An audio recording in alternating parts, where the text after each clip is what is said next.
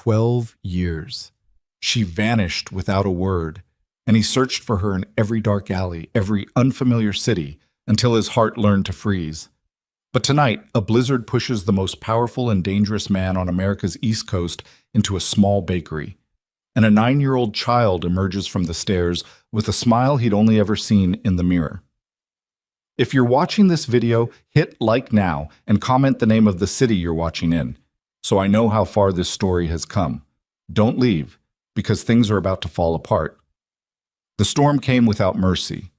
It rolled off the Atlantic in thick, suffocating sheets, the kind of blizzard that didn't announce itself with a forecast or a warning on the radio. It simply arrived, the way all terrible things arrive, without permission and without apology. By 9 o'clock, Ashcroft Harbor had become a city of ghosts. The streets emptied fast. Streetlights vanished under curtains of white. The harbor itself, usually a churning gray muscle of water and freight, had gone silent beneath a skin of ice, the color of old bone. Lucien Voss stood at the corner of Delancey and Morse, and for once in his life, he had no car waiting. His driver was dead. The ambush on Calloway Street had lasted 40 seconds. He'd counted them, the way he'd trained himself to count everything, heartbeats and exit routes and how many shots before the magazine ran dry. 40 seconds and 3 of his men were gone, 2 SUVs were burning wrecks, and he was standing in 17 inches of snow with a gash across his left forearm that had soaked through his coat sleeve and was starting to freeze against his skin. He didn't feel it yet. He wouldn't, not for another hour at least. Adrenaline was generous that way. What he felt was the wind.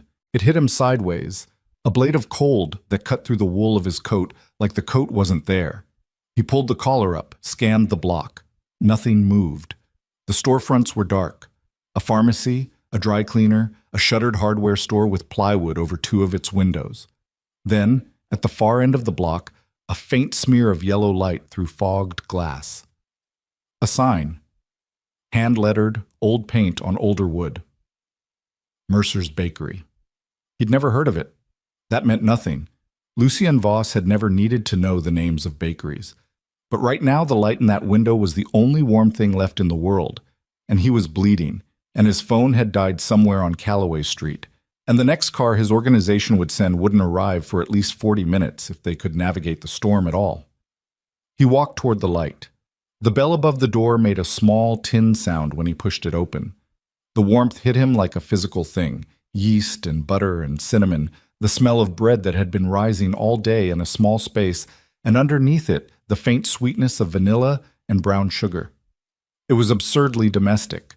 It was the smell of a life he hadn't lived. He stood in the doorway for a half second, snow falling off his shoulders onto the mat, and let his eyes adjust to the light. The bakery was small. 6 tables, none of them occupied. A glass display case along one wall, mostly empty at this hour, a few loaves of sourdough, and a tray of something dusted with powdered sugar. Behind the counter, a chalkboard menu in careful handwriting. An old radio on a shelf playing something low and instrumental. And on the counter itself, a woman with her back to him, wrapping a cloth around a mixing bowl. Her movements automatic, practiced, the motions of someone who had done this 10,000 times. "We're closed," she said without turning around. Her voice was tired but not unkind. "Storm or no storm, the ovens are off, and the registers—" She turned. And Lucien forgot that he was bleeding. 12 years had changed her. Of course they had. They'd changed him too, carved things out of him and filled the holes with scar tissue and cold calculations. But he would have known her in any light, in any life. The architecture of her face was something he'd memorized before he understood what memorizing meant. The slight asymmetry of her mouth, the way her dark hair fell across her forehead when she hadn't pinned it back properly. The eyes, gray-green, the color of the harbor on a clear October morning, that were now staring at him with an expression he could not immediately name because he had never seen it on her face before. Terror. Not surprise. Not disbelief. Not even the complicated grief of 2 people confronting 12 years of silence. Terror. "Rosalie," he said. Her hand was still on the mixing bowl. Her knuckles went white. "You need to leave." Her voice had changed registers entirely, the tired friendliness stripped out of it, something flat and controlled taking its place. "Whatever you're here for, you need to leave right now." "I'm not here for anything." He kept his voice level. He was good at that. He'd built an empire on sounding level when everything around him was burning.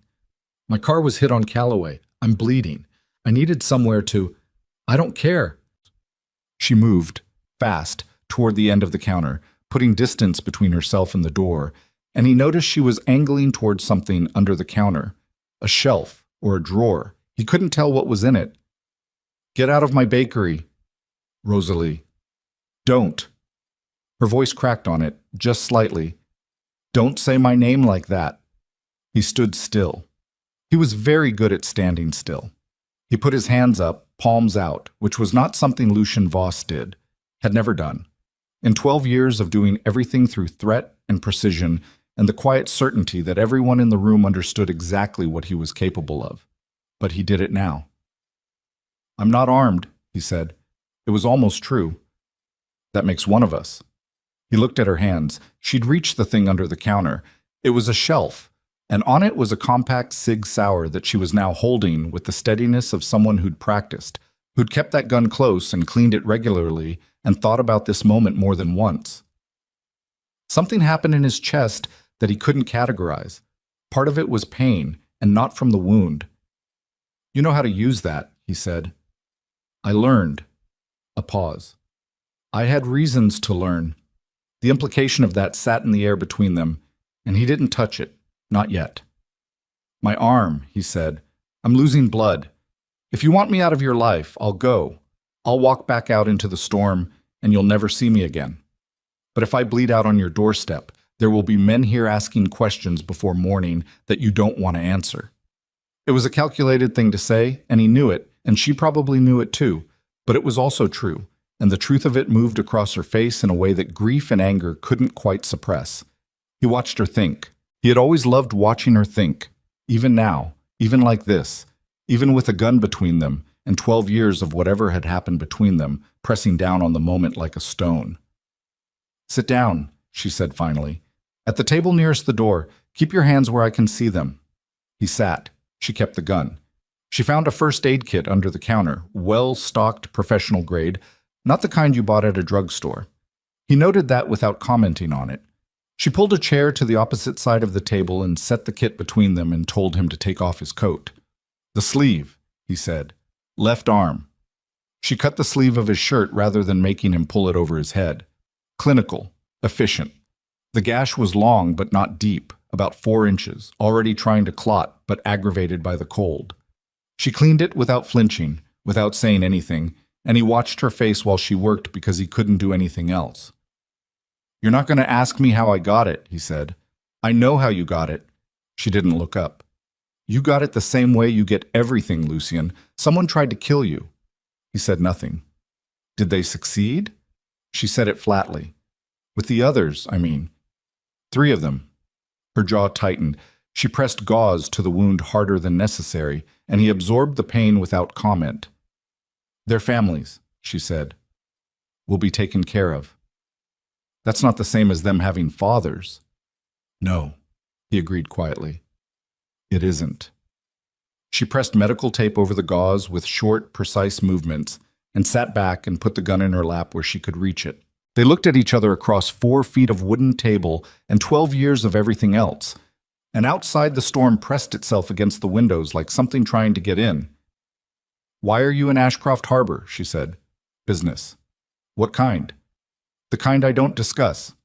Of course. She said it without inflection. And you? He said. This bakery. How long? Something shifted in her expression, a door closing behind her eyes.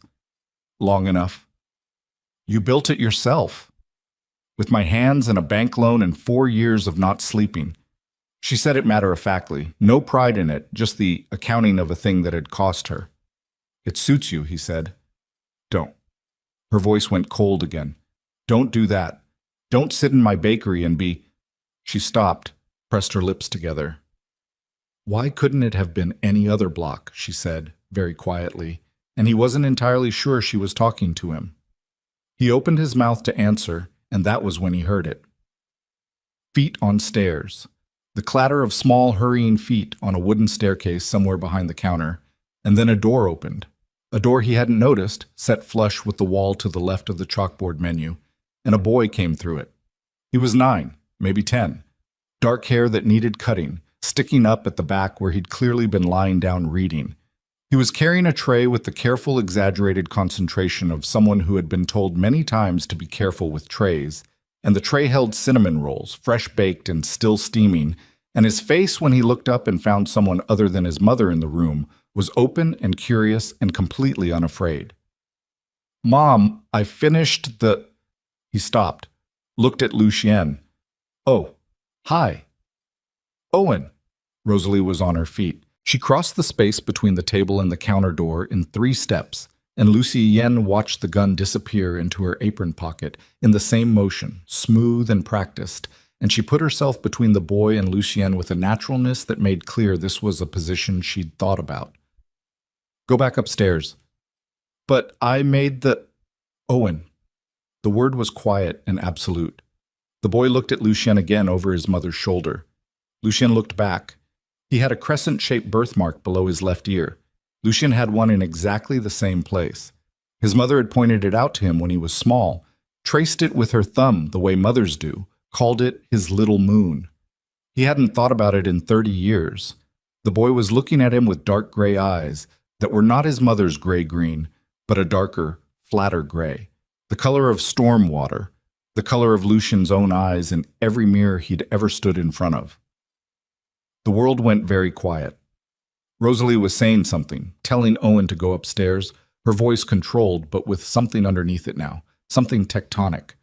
And Owen was going, reluctantly, still looking at the stranger at the table with the open, unguarded curiosity of a child who hadn't yet learned that some strangers were looking back at you and calculating the entire history of the universe. The door closed. Rosalie turned around slowly. She didn't say anything. There was nothing to say. He could see it in her face, the resignation of someone who has been waiting for a specific moment for a very long time and is not surprised to find it finally arriving but is not prepared for it either, because no amount of waiting actually prepares you. Lucien's hands were flat on the table.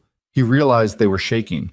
Lucien Voss, who had sat across from men who wanted him dead and never once let his hands shake, was sitting in a small bakery on Delancey Street with trembling hands and the wreckage of every calculation he'd ever made about his life collapsing somewhere behind his ribs.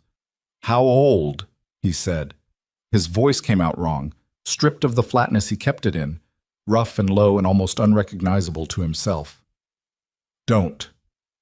"Rosalie, how old is he?" She said nothing. "The birthmark," he said. She closed her eyes. He watched her breathe, 3 slow breaths, counting something, steadying something. When she opened them, her face had gone to a place that was beyond either of them, somewhere practical and resolved and utterly exhausted. 9, she said. "He's 9 years old in March." The cinnamon rolls were still on the tray on the counter. Steam was still rising off them, faintly, into the warm bakery air. Outside, the blizzard threw itself against the glass. On the radio, the instrumental song ended, and nothing replaced it for a moment. Just static. Just the sound of a frequency searching for something to hold on to. Lucien looked at his hands. Put them flat on the table, fingers spread, the way you'd press them to a wound to stop the bleeding. 9 years old in March. He'd been looking for her for 3 years after she disappeared before he'd finally made himself stop. He'd told himself it was weakness, the looking. Told himself that men like him couldn't afford the debt of someone who had chosen to leave. He had built walls with that logic, careful walls, mortared with work and discipline and the systematic elimination of every person who'd ever tried to use his vulnerabilities against him. 9 years old in March. He'd had a son for 9 years and not known it, and the son was upstairs right now, probably setting down a tray of cinnamon rolls and picking up the book he'd been reading and not understanding what was unraveling 1 floor below him. "Why?" Lucien said. 1 syllable, but it held everything. Rosalie pulled out the chair across from him. She sat down. She put the gun on the table between them, not as a threat, just putting it down. She looked too tired to hold it anymore. "Because I was told you'd ordered my death," she said. "Because someone gave me documents, photographs, records. Because the man who delivered them was someone I trusted, someone who worked for you. Someone who told me that you decided I was a liability and that I had 48 hours before your people came for me. She looked at him steadily across the table. Because I was 2 months pregnant and I ran. The silence between them had a texture now. He could feel it like pressure against his eardrums. Who? He said. She shook her head slightly. Does it matter now? It matters to me considerably. It won't change anything. Tell me anyway. She looked at the table. Her hands, he noticed, were not trembling. She had long since spent whatever trembling she had in her. He said his name was Reardon, she said. Your underboss at the time. Dark hair, scar through his left eyebrow. He came to my apartment at 3 a.m. with a folder and a number for a burner phone and instructions for how to disappear. Declan Reardon. He was dead. Had been dead for 6 years, killed in a dispute over port access that Lucian had never fully investigated because, at the time, it had seemed like internal friction, the ordinary bloodshed of men positioning themselves. He had a new picture of it now, the shape of it, the architecture of what Reardon had built and why. He told me, Lucian said carefully, that you'd taken money from a rival, that you'd given them information, that you'd chosen them over me and disappeared because you knew what I do to people who choose wrong. Her eyes came up to his. He showed me documents, Lucian said. I believed them. For about 6 months, I believed them. He let that land. Then I stopped believing them and I started looking for you. But you were gone. The radio crackled, found something. A low piano note, one sustained chord, then silence again. Owen doesn't know, she said. Obviously. He knows his father isn't... She stopped. He knows there are things I haven't told him. He's 9. He's a smart 9. He'll start asking harder questions soon, and I don't... Her voice caught on the edge of something, and she pulled it back. I don't know what I'm going to tell him. You're going to have to tell him the truth, Lucian said. The truth. She looked at him as though he'd said something in a foreign language. Lucien, the truth is that his father runs a criminal syndicate. The truth is that men tried to kill you tonight. The truth is that his father never knew he existed because someone spent 12 years separating us for reasons that probably have to do with money and power and have nothing to do with either one of us. She spread her hands on the table. Which part of that truth would you like me to start with? He didn't have an answer, which was not something he was accustomed to. He's going to find out, Lucian said after a moment. About me, about what I am. In this city, in my world. This is not your world. Her voice sharpened. This bakery, this street, this neighborhood. This is my world. I built it. Whatever you brought through that door tonight, whatever followed you to Calloway Street, it's not welcome here. He looked at her for a long moment, looked at the lines that time had put around her eyes and the set of her jaw and the gun on the table between them. And he thought about a woman who had run with nothing, pregnant, terrified, because someone had convinced her she was already dead. He thought about the bank loan, the 4 years of not sleeping, the first aid kit stocked like someone who'd thought about what it would mean if things went wrong. It may not matter what either of us wants, he said quietly. She frowned. 3 men knew I was going to Calloway Street tonight, he said. One of them set me up. The other 2 are dead. He looked at the window. The storm pressed white and opaque against the glass. Whoever sent those gunmen knows I survived. They'll be looking for me, and they're very good at finding things. Rosalie stared at him. What are you saying? I'm saying that by coming through that door, I may have already... He stopped. Let the silence complete the sentence. She was already rising from the chair, already moving toward the staircase door, already doing the calculation that he'd just handed her, working through the implications with the terrible efficiency of a woman who had spent 9 years preparing for a version of this moment. Owen, she said, not to Lucien, just the name, just the word, and the way she said it made something in his chest contract with a force that had nothing to do with the wound on his arm. She was halfway to the stairs when her phone buzzed on the counter. She stopped, looked at it. The screen showed a number she didn't recognize, a local prefix but no name attached. She looked at Lucien. He looked back. Don't answer it, he said. She answered it anyway. He watched the color drain from her face in the time it took for whoever was on the other end to say a single sentence. She lowered the phone slowly, set it face down on the counter. "They know where I live," she said. She stood with the phone face down on the counter and her hand still on it, and she wasn't moving, and Lucien was already up from the table. "What did they say?" "Exactly. That I should enjoy the snow." Her voice was flat in the way that things go flat when the mechanism that produces emotion has simply shut off under load. "That the boy was sleeping with his light on. That I should send you outside and they'd let us go." Lucien crossed to the window beside the door and angled himself to look out without putting his silhouette against the glass. The street was white and featureless. Nothing moved. That meant nothing.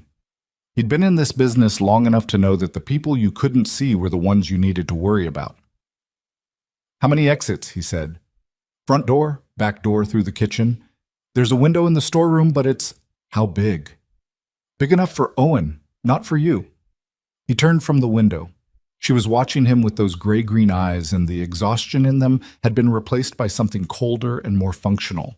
The same shutdown he could feel happening in himself, the narrowing of the world to its essential geometry. She'd reached for that gun in her apron pocket without thinking about it. He noticed. "You've thought about this before," he said. "Running, having to move fast." "Every day for 9 years. Bag?" "Upstairs, closet, both of ours." Of course. Of course she had bags packed. He felt something complicated move through him, gratitude and grief in the same motion, because she'd been ready to run from him, from the world he represented, every single day since she'd built this life. And the readiness that was saving them right now was a readiness born entirely out of fear of what he was. "Go get Owen," he said. "Quiet. Don't turn the staircase light on." "And then what?" "Kitchen, back door. My car's gone, but there are people I can call. Your phone is dead." "I know." He was already moving toward the counter, looking for a landline. There was one, old, corded, mounted to the wall between the refrigerator and the shelving. He crossed to it and picked it up and got a dial tone and felt something release in his chest. He dialed a number from memory. 7 digits, no area code, a line that existed only for situations exactly like this one. It rang 4 times. Then a voice, sleep rough and wary. "Who is this?" "It's me," Lucien said. "I need a car at the corner of Delancey and Morse. Not a company car, something clean." A pause. "How clean?" "Completely." Another pause, longer. 20 minutes. "Make it 15. He hung up. Rosalie was still standing at the counter. She hadn't moved toward the stairs. "Rosalie? Who did you just call?" "Someone I trust." "You trusted Reardon." The word landed between them like something thrown hard. He absorbed it. "Yes," he said. "I did. And I was wrong. And I've spent 12 years learning to be less wrong about people." He held her gaze. "The man I called has had 11 opportunities to hand me to my enemies and has not taken any of them. That's the only currency I deal in now. Go get Owen." She looked at him for 3 more seconds, counting, he thought, the same way he counted things. And then she went through the door to the staircase without another word. He used the 30 seconds she was gone to move through the bakery in the dark. He checked the back door, solid, dead-bolted, opened onto a narrow alley that ran between the bakery and the dry cleaner next door. He checked the storeroom window, painted shut for probably a decade, frame swollen with cold and age. He found a butcher's knife in the kitchen and put it in his coat pocket, not because he intended to use it, but because he'd rather have it. He checked the front window again. Still nothing moving on the street. Still nothing moving was still the problem. He heard them on the stairs before he heard Owen, the particular sound of a child trying to be quiet and not entirely succeeding, the weight of small feet on old wood. Then the door opened, and Owen came through it in a coat that was 1 size too large for him, a backpack over his shoulders, his dark hair still sticking up at the back. He was looking around the dark bakery with the calibrated alertness of a child who understood something was wrong without knowing the specifics, and he didn't ask any of the obvious questions, which told Lucien more about how Rosalie had raised him than anything else could have. Behind him, Rosalie had a duffel over one shoulder and her gun in her right hand, muzzle down. "Okay," she said. Quiet. One word. Lucien looked at Owen, Owen looked back at him with those storm-gray eyes, patient and watchful. "You remember me from before," Lucian said to him. Not a question. "You're the man at the table," Owen said. "Mom put her gun away when she went to get me, so I figured you were probably okay." Lucian didn't know what to do with that. He filed it somewhere and moved on. "We're going to go out the back," he said. Fast and quiet. You stay between your mother and me. You don't stop for anything, you understand?" Owen looked at his mother. Rosalie nodded once. "Okay," Owen said. Same word his mother had used, same tone. They went through this kitchen and Lucienne took the deadbolt off the back door slowly, controlling the sound, and eased it open. Cold hit them like a wall. The alley was deep in snow, unplowed, the drifts piled against the brick on both sides. Lucienne stepped out first and scanned the length of it in both directions, left toward Moore Street, right toward the alley's dead end against a chain-link fence. Nothing. He waved them out. They moved through the alley in single file with Owen between them. Snow was still falling, coming down heavy and sideways in the wind, which was the only piece of luck they'd had tonight because it degraded line of sight and muffled sound. Lucienne kept his back to the wall when he could, kept watching the rooftops when he couldn't. His arm had started to hurt in earnest now, the adrenaline metabolizing into something that felt like a poker held against the underside of his forearm, and he set the pain in a box and closed the lid. At the mouth of the alley, he stopped them with a raised hand. Moore Street. He looked both ways. A car was parked on the far side, dark blue sedan, engine running, visible in the exhaust that rose from the tailpipe into the cold air. Lucian watched it for 10 seconds. The driver's side window came down 3 inches, and a hand appeared, 2 fingers extended. He exhaled. "That's our car. We're going to cross straight. Don't run. Just walk fast." "Why not run?" Owen said. "Because running looks like fear," Lucian said, "and fear invites attention." Owen processed this with the solemn seriousness of a child filing it away for later. "Okay," he said. They crossed Moore Street. The driver, a compact man in his 50s named Carver, who had worked for Lucian for 11 years and who had the unremarkable face of someone designed specifically not to be remembered, unlocked the doors without being asked. Rosalie got in the back with Owen. Lucienne got in the front. "Go," he said. Carver went. The sedan moved through the storm at a careful pace, steady and unhurried, the kind of driving that didn't attract attention. For 4 blocks, nobody said anything. Owen was looking out the window at the snow-buried streets with his chin in his hand. Rosalie was watching the rear window. Lucienne was watching the mirrors. At the 5th block, Carver said, "There's a car." "I see it." Dark SUV, 2 vehicles back, matching their speed exactly. Lucienne had already clocked it. "Can you lose it in this weather?" he said. "I can try to lose it," Carver said carefully. "I can't promise what that means for the roads. Take Foundry Street north, then whatever you need to do." "Mr. Voss," Carver said it without inflection. It wasn't a question. "I know," Lucian said. "Who is it?" Rosalie said from the back seat. She wasn't asking about the car. She was looking at the mirror above Owen's head, catching Lucian's eye in it. "I don't know yet."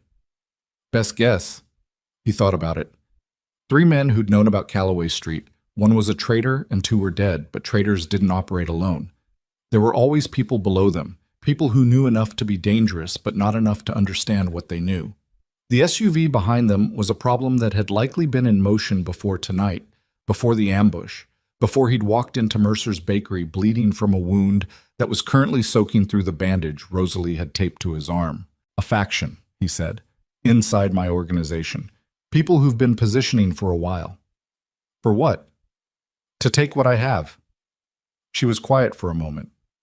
Outside, Foundry Street opened up, wider and emptier than Morse, the industrial buildings on either side dark and featureless behind their coats of snow. "And we're collateral," she said. "No." He looked at her in the mirror. "You're leverage. There's a difference." Owen spoke without turning from the window. "Leverage means they'd use us to make you do something you don't want to do." Rosalie and Lucienne both looked at him. "I read a lot," Owen said, to the window. Carver made 2 fast turns, the rear of the sedan sliding slightly on the second one, controlled, recovered. The SUV was still there, one vehicle back now, the gap having closed during the turns. They're not even trying to be subtle, Carver said. They don't need to be, Lucy Yen said. They just need to keep eyes on us until they're ready. Ready for what? Rosalie said. Until we stop somewhere. Then we don't stop. We can't drive all night in a blizzard. Give me a better option. Lucy Cien pulled out the phone Carver kept in the center console, charged, clean, unregistered, and dialed. It rang twice before a woman answered, clipped and alert despite the hour. Yes. Nadia, I need the safe house on Crescent Wharf. A 3-second pause that told him she was already running calculations. It's being used. For what? Documents, for the Harmon transfer. Move the documents. I need the house. Lucien, I have the boy with me. He said it quietly, precisely, and let the silence after it do the work. Another pause, longer this time. I'll make some calls. Give me 10 minutes. He hung up. Rosalie was looking at him with an expression he hadn't seen before on her. It wasn't fear exactly, wasn't anger exactly. It was something more granular than either of those.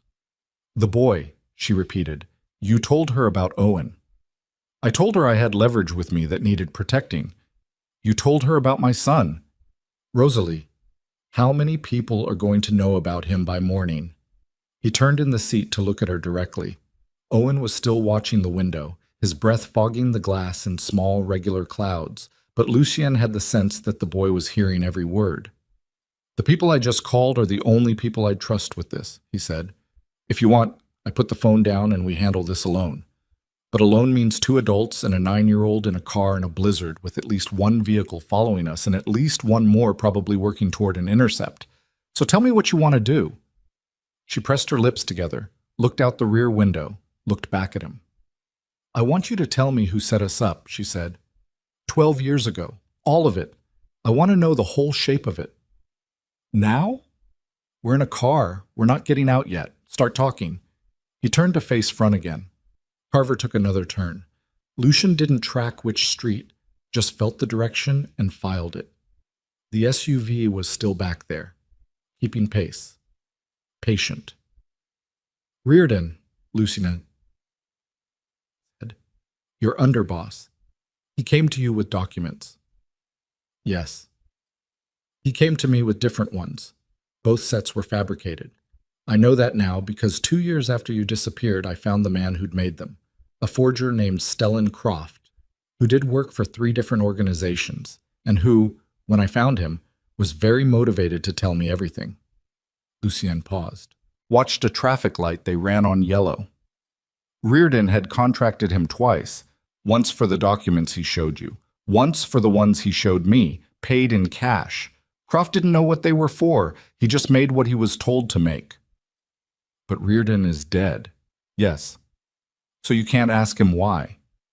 I know why, Lucien said. Power. It's always power. At the time I was consolidating, bringing 3 smaller operations under one structure. Reardon stood to either become the number 2 in something very large or lose his own independent operation entirely. If I had a liability, if you'd betrayed me to a competitor, I would have been distracted, grief-driven, potentially making errors. And if you'd vanished taking my unborn child with you because you believed I'd tried to have you killed, then I wouldn't have you either. Either way, Reardon wins space. Rosalie was silent for a long time. He heard her breathing, slow and deliberate, the way you breathe when you're processing something that cost you an enormous amount of your life. He took 9 years from us, she said finally, from Owen. Yes. And he's been dead for 6. Yes. So there's no... She stopped. He heard her swallow. There's nothing to do with that. No, he said. There isn't. Outside, the blizzard was beginning to thin slightly, the way storms sometimes did in the early hours, the fury of them exhausting itself against the city. The streets they were moving through now were the waterfront district, warehouses and freight yards and the dark shapes of cranes above the harbor, everything sheeted in white and still. Owen had turned from the window. He was looking at the back of Lucien's head. Are you my father? He said. The car was very quiet. Lucien looked at Rosalie in the mirror. Rosalie looked back at him, and in her face he could see the things she'd been carrying for 9 years, not the fear or the anger or the loneliness, but the specific weight of a secret that was never going to become lighter, only more impossible to hold. He turned in the seat. Owen was watching him with those gray eyes that were his gray eyes, in a face that was both Rosalie's and something else entirely, something that hadn't existed before the two of them and would exist long after both of them were gone. The boy's expression was careful, not frightened. Careful in the way that meant he'd been thinking about this question for longer than tonight and had decided now was when he was going to ask it. "Yes," Lucien said. Owen held his gaze for a moment. Then he nodded, once, and turned back to the window. Rosalie made a sound that wasn't quite a breath and wasn't quite a word. Lucien faced forward again. Carver's phone buzzed in the cup holder. A text, one word, an address. Crescent Wharf. Nadia had cleared the safe house. "We're 2 minutes out," Carver said. "Okay," Lucien said. They turned onto the wharf road. Old industrial buildings, the smell of the harbor underneath the cold, brine and rust, and the tar of old pilings. Carver pulled up to a building that had once been a fish processing warehouse and was now, externally, still a fish processing warehouse, because the best things to hide inside were the things nobody wanted to look at twice. Carver killed the lights. Lucien looked back at the road they'd come in on. Empty. Either they'd lost the SUV on the waterfront turns or it had pulled back to let them go to ground, which was its own kind of information and not comforting information. "Inside," Lucien said. "Fast." They went inside. Carver had a key. Always had a key, for reasons that said everything about how long Lucien had been planning for contingencies. The interior of the building was nothing like the exterior. Clean, heated, a living space on the second floor that held furniture, and a working kitchen and 2 bedrooms that were plain but functional. Owen walked in and looked around without comment.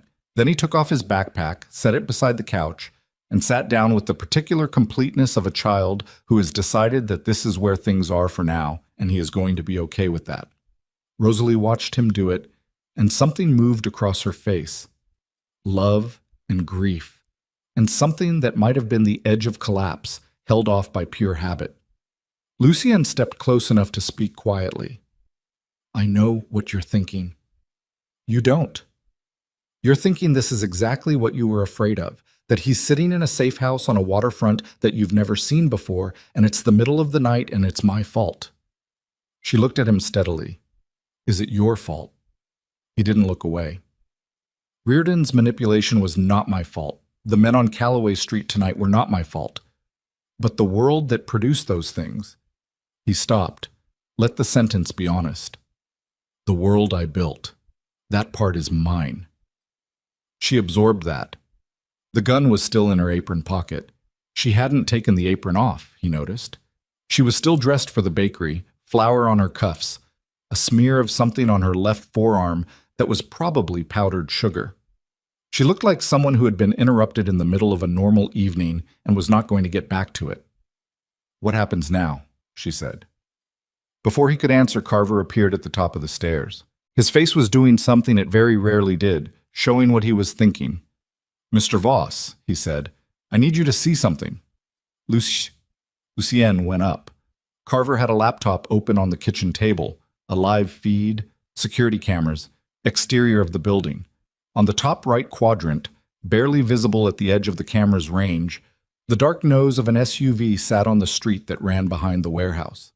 They hadn't lost it on the waterfront turns. It had let them go to ground on purpose. Lucien straightened up slowly, ran the geometry of it. They'd been led here. Either the address Nadia had sent was compromised, or Nadia herself was, or there was a tracking device on Carver's car that Lucien hadn't considered because he'd trusted Carver for 11 years, and in his business 11 years was a testament. He heard Rosalie's feet on the stairs behind him.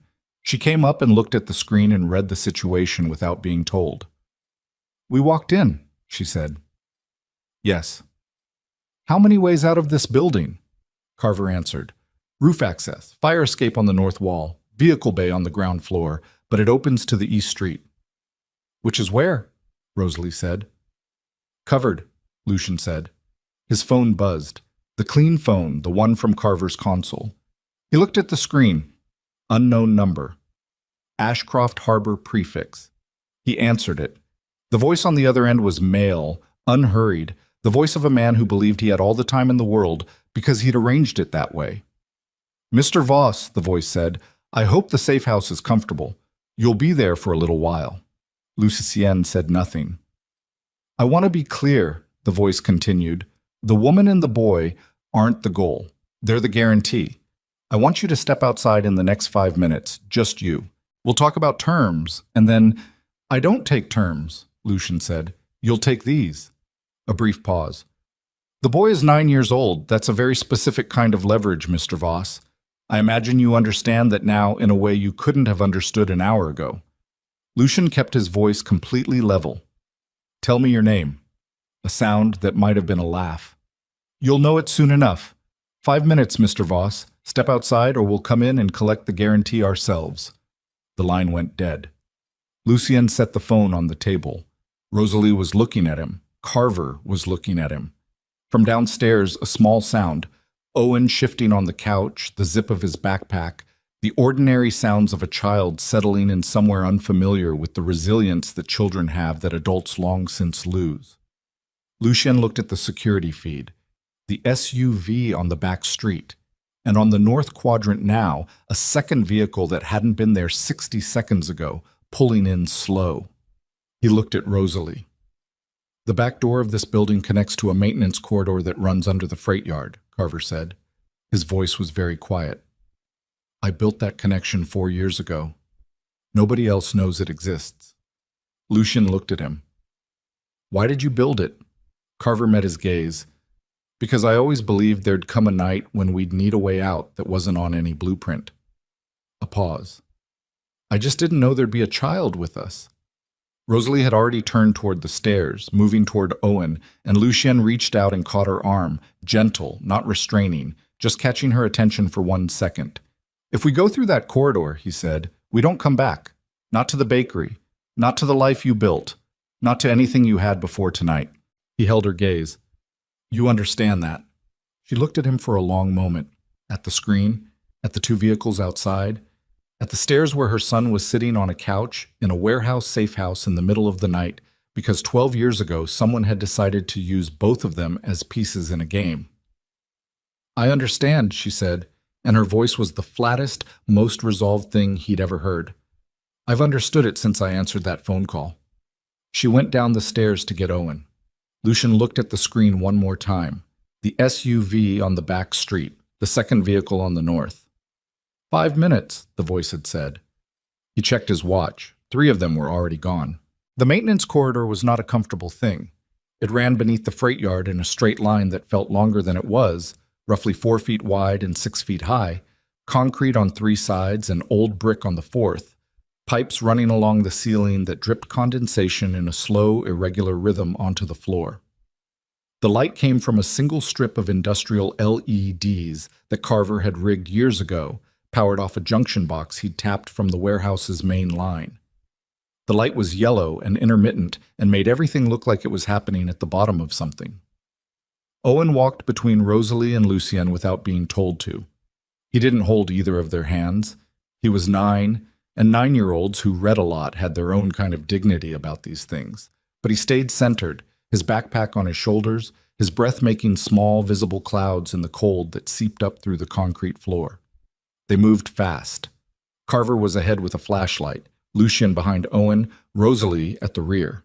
No one spoke. The only sounds were their feet on concrete and the dripping pipes, and somewhere above them, muffled by the earth and the freight yard's asphalt surface, the low idle of the SUV engine. The corridor ended at a steel door with a push bar. Carver hit it with his shoulder, and they came out into a loading dock on the far side of the freight yard, open to the sky, snow falling straight down now, the wind having died in the last hour.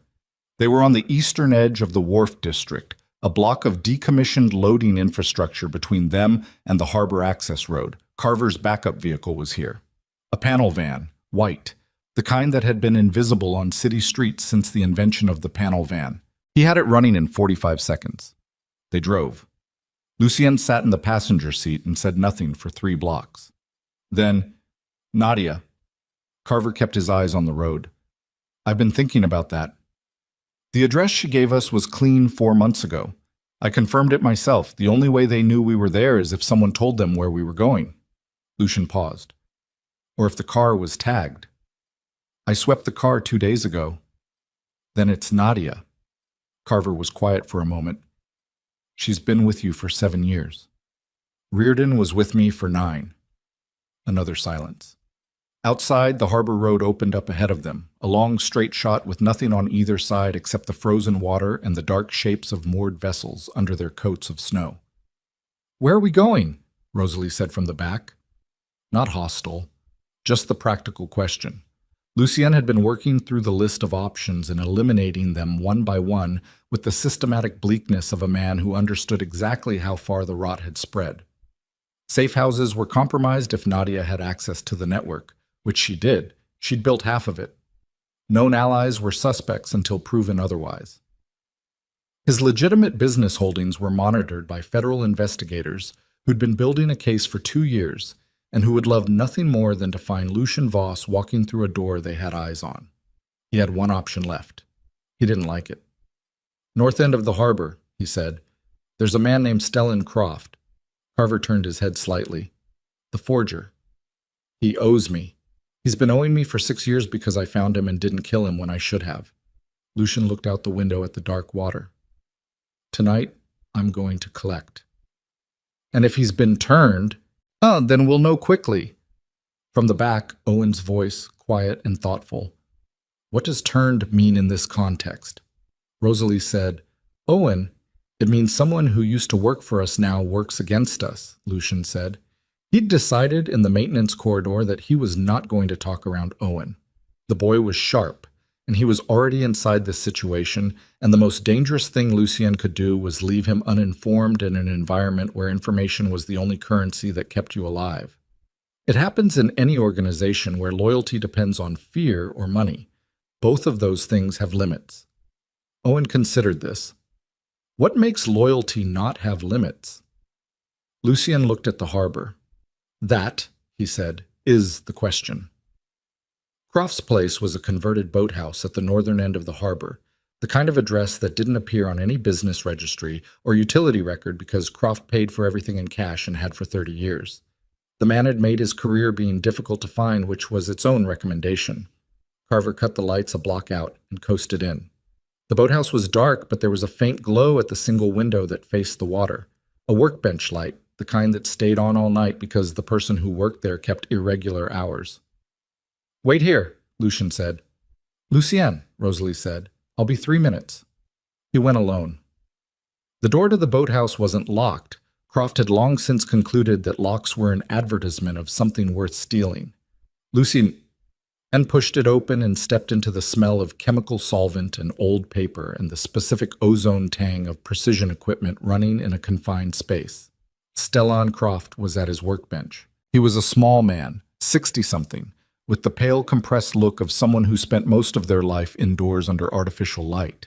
He didn't turn around when the door opened. I wondered when you'd come, Croft said. Turn around. Croft turned on his stool. He looked at Lucien the way a man looks at a weather system he's been tracking for some time and has concluded is probably going to cause damage. You look terrible, he said. I need information. You need a doctor. After. The voice on the phone tonight, male, mid-50s, educated. Harbor prefix.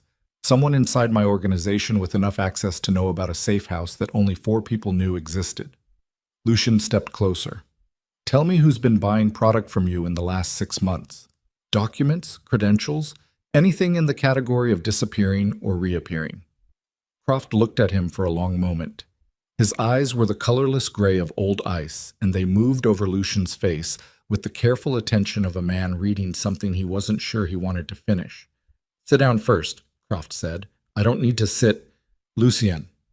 Croft said his name with a gravity that was unusual for him.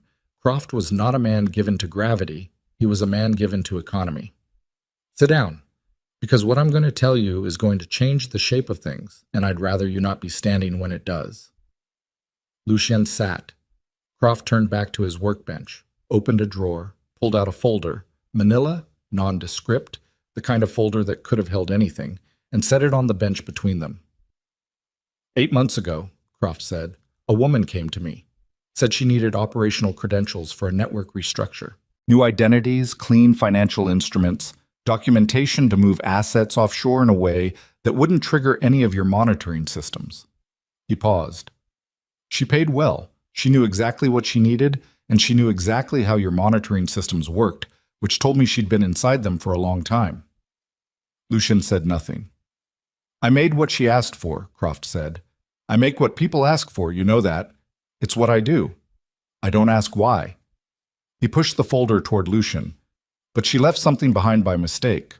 A contact card. Small thing. Probably fell out of her bag. He nodded at the folder. I kept it because I thought someday it might be worth keeping. Lucien opened the folder. Inside was a business card, simple, cream-colored, the kind of quality stock that cost money. On it, a name and a private number. Nadia Voss. He looked at it for a long time. His underboss, his operations director, the woman who had rebuilt his network after Reardon's death, who had designed half the safehouse grid, who knew the location of every asset and every liability in his organization because she had been the one person he'd decided to trust after learning what trust without verification had cost him the first time. 7 years. She had spent 7 years building his trust, and 8 months ago she had started selling his operation piece by piece to whoever was on the other end of tonight's phone call. The man she's working for, Lucien said. His voice was very quiet. Did she give you a name? No, but the financial instruments I made, the offshore structures, I built a tail into them, standard precaution. I like to know where my work ends up. Croft tapped the folder. The money moves through a shell company registered in the Caymans. The beneficial owner of that company, buried under 4 layers of nominee directors, he paused, is a man named Conrad Vale. Lucien went still. Conrad Vale had been the head of the Vale organization, the oldest crime family on the East Coast, predating Lucien's operation by 40 years. Had been. Past tense. Because 3 years ago, Conrad Vale had died of a cardiac event in his home in Westchester County, survived by his son Marcus and his longtime lieutenant, a man whose name Lucien had filed and noted and judged to be a middling threat at the time. Conrad Vale is dead, Lucien said. Conrad Vale is dead, Croft agreed. Marcus Vale is not. Lucien looked at the card in the folder, turned it over. On the back, in Nadia's handwriting, 2 words. MV confirmed. The shape of the thing assembled itself in his mind with the cold mechanical precision of a machine running a calculation it had been fed all the necessary inputs for. Marcus Vale, young, hungrier than his father, who had inherited an organization weakened by his father's conservatism and Lucien's expansion into Vale territory over the past decade. Who needed a strategic advantage, who had found one in Nadia Voss 7 years ago, had planted her, or turned her, at some point in the process of her coming to work for Lucien, had spent 7 years building her credibility and her access, and waiting for the right moment to use it. The voice on the phone. You'll know it soon enough. He wanted me to know, Lucien said, half to himself. He wanted you to come to ground somewhere contained, Croft said. The safe house was the destination. Whatever he had planned for there, he shrugged. Lucien stood, picked up the card, looked at Croft. You should leave tonight. Croft met his gaze steadily. I've been leaving places on short notice for 40 years, Lucien. I'll be fine. A beat. Will you? Lucien didn't answer that. He went back out into the snow. He was halfway to the van when his phone buzzed. The clean phone. He looked at the screen. Nadia. He answered it and said nothing. Lucien? Her voice was exactly what it always was. Controlled, precise, the tone of a woman who managed complex systems and did it without apparent effort. I know you're at Croft's. He stopped walking. I've known for about 10 minutes, she said. I'm not sending anyone. I want you to understand that. I'm giving you this window because I want to talk to you before this goes any further. He stood in the snow between the boathouse and the van. Behind the van's windshield, he could see Carver's silhouette, and in the back window the dim shapes of Rosalie and Owen. "Talk," he said. "Marcus Vale is going to offer you terms," she said. "Tomorrow morning, through intermediaries, there'll be a formal offer. He wants the harbor operations and the federal contacts. In exchange, you walk, you and the woman and the boy. Clean documents, new identities, enough money to live on." A pause. "He doesn't want you dead, Lucien. Chien. Dead creates investigations and complications. He wants you gone." "And you," Lucien said, "what do you want?" A longer pause this time. "I want you to take the deal." He looked at the harbor. Ice at the edges, the dark open water beyond it. Somewhere out there, past the breakwater, the Atlantic that went all the way to somewhere else. 7 years, he said. "Yes. You built this with me. I built this for a purpose. The purpose has arrived." Her voice was not cruel about it. That was the strange thing. It wasn't cruel. It was the tone of someone who had been carrying a weight for a very long time and was putting it down with both relief and something close to regret. "Marcus approached me before I came to you. I was already his. I'm sorry that it was you, Lucien. I am genuinely sorry about that." "Are you?" "Yes." The word landed like she meant it. "Take the deal. Take the woman and the boy and go somewhere where nobody knows your name. You have a son. That's more than most men in your position ever get." He said nothing.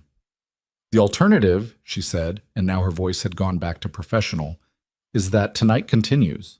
And tonight continuing means more vehicles and more men, and a situation that gets very difficult to control very quickly. The boy—" "Don't finish that sentence," he said. Silence. "Tell Vale I'll have an answer by morning," Lucien said.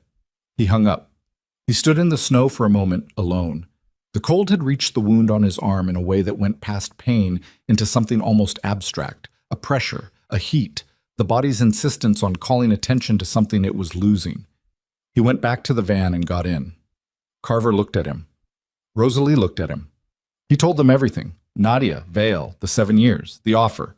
He said it plainly and without editorializing because they needed the information and he didn't have the energy to manage how they received it.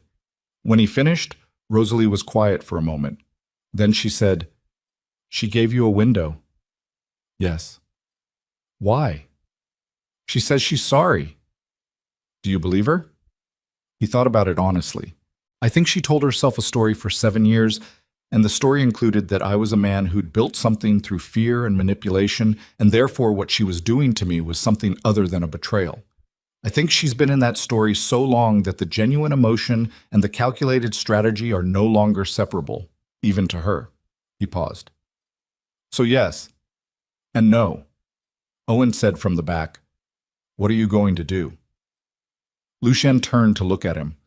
The boy was sitting with his backpack in his lap, both arms wrapped around it, and he was watching Lucien with those gray eyes that were patient in a way that made something ache behind Lucien's sternum. "I don't know yet," Lucien said. It was the most honest thing he'd said all night. "The deal sounds bad," Owen said. "Owen?" Rosalie said. "It does," Owen said, not defensively, just stating it. "They used Mom to control you tonight. If you take their deal and you go away somewhere, they can do it again. They know about us now. We're always the leverage." He paused, with the particular pause of a child who knows he said something true that the adults don't particularly want to hear. "Right?" Lucien looked at his son. "Right," he said. Carver started the van. "Where?" "Good question." Lucien ran the options again. Safe houses compromised, known allies suspect, federal presence on his legitimate properties. The clock on Nadia's window ticking down from whenever she'd decided to start it. An hour, maybe 2, before Marcus Vale decided the offer was being ignored, and the situation reverted to the previous mode. And underneath all of it, the thing he'd been avoiding looking at directly since Croft's boathouse. The thing that had been sitting in the back of his mind like a stone in a shoe. Nadia had been inside his network for 7 years, which meant the federal investigation that had been building against him for 2, the one he'd been managing carefully, feeding them just enough to keep them occupied, withdrawing whenever they got too close, had been fed. specifically and deliberately fed, with information that would have been calibrated to bring them as close as possible to a case they could actually make. The federal investigation wasn't 2 years old, it was 7. And whatever they had, whatever Nadia had handed them, over 7 years of access to everything, it was not manageable. It was not something he could withdraw from carefully. It was a case file that probably had his name on every page in ink that didn't wash out. He was not just being squeezed by Marcus Vale. He was already finished. The empire, the structure he'd spent 15 years building, the network, the assets, the relationships, the carefully maintained balance between visibility and invisibility. It was already gone. Nadia had handed the pieces to 2 different predators and set them both in motion, and what Lucien was sitting inside right now was not a crisis he could manage his way out of. It was an aftermath. He just hadn't known it until tonight. He sat with that for a long moment, in the front seat of a panel van in a blizzard on a waterfront road, with his son in the back and the woman he had never stopped loving beside the boy. And he felt the structure of the thing he'd been for 15 years begin to come apart inside him. Not with drama, not with rage, or not just with rage, with the particular silent collapse of a load-bearing thing that had been undermined from below for long enough that when it finally went, there was almost nothing left to fall. Carver said again, "Where?" Lucien said, "The old mill on Harrow Point." Carver glanced at him. "That's Vial territory." "It was my territory before it was his," Lucien said, "and it's not on any list Nadia had access to because I never put it on any list." He paused. "It's where I went when I needed to think, when I was building all of this and needed somewhere that wasn't part of it yet." He felt Rosalie's eyes on the back of his head. "There's something else," Lucien said. He said it to Carver, but he said it loud enough for the back seat. "The federal case. Nadia's had access to everything for 7 years. Whatever they have—" He stopped. "It's enough. It's more than enough." The van moved through the waterfront, north toward Harrow Point, the harbor black and flat on their left. "So, the organization," Carver said carefully, "is done," Lucien said. "What we're protecting tonight is not the organization. The organization is finished. What we're protecting is—" He stopped. From the back, Owen said it for him. "Us." The mill at Harrow Point was a flour mill, abandoned for 20 years, a massive industrial structure of brick and iron that sat on the water's edge where the harbor curved north. It had its own small dock, its own freight road, its own particular darkness that had nothing to do with the hour. Carver pulled the van inside through the vehicle bay. They got out into cold so dense it had a smell to it, dust and old grain, and the iron of the machinery that stood in the dark around them. Silos, catwalks, conveyor structures, the enormous cylindrical millstones that hadn't turned in 2 decades. Rosalie looked around. Owen looked up at the ceiling, 20 feet above them, where the catwalks crossed and recrossed in a geometry that was almost beautiful in its industrial purposefulness. Carver had a flashlight. He found the fuse box and got the emergency lighting running, a series of bare bulbs on cage mounts that lit the space in a dim orange-amber glow. Lucien was standing in the center of the floor with his phone in his hand. Croft's information. Nadia's call. The shape of Marcus Vale's operation and how long it had been running. He had one move left. One thing that wasn't a retreat, wasn't a deal, wasn't disappearing to somewhere with clean documents and enough money to pretend. He looked at Rosalie. "I need to tell you something," he said, "and I need you to tell me whether you think it's the right thing or the wrong thing, because I've lost the ability to tell the difference from inside." She looked at him steadily, waiting. He said, "There's a federal agent. His name is Harmon. He's been building a case against me for what he believes is 2 years but is actually 7, and whatever he has it's everything, Rosalie. It's enough to end this. Not just me, Vial, Nadia, the whole structure of what's been operating on this harbor for 15 years. He paused. "I have his private line.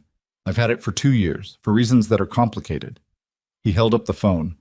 "If I call him, if I give him Vale and Nadia and everything that goes with that, it ends. All of it. Vale loses the leverage. Nadia loses the protection. The case against me—" He stopped. "You'd be part of the case?" Rosalie said. "Yes." What does that mean? It means I'd be handing him the evidence that destroys my organization. It means I'd be a witness. It means whatever deal I could make from that position is... He looked at her. Not nothing, but not clean. She was quiet. I'm not asking you to... He started. You said you wanted to know if it was right or wrong, she said. I'm thinking. Owen had sat down on a crate near the vehicle bay. His backpack was in his lap again, both arms around it.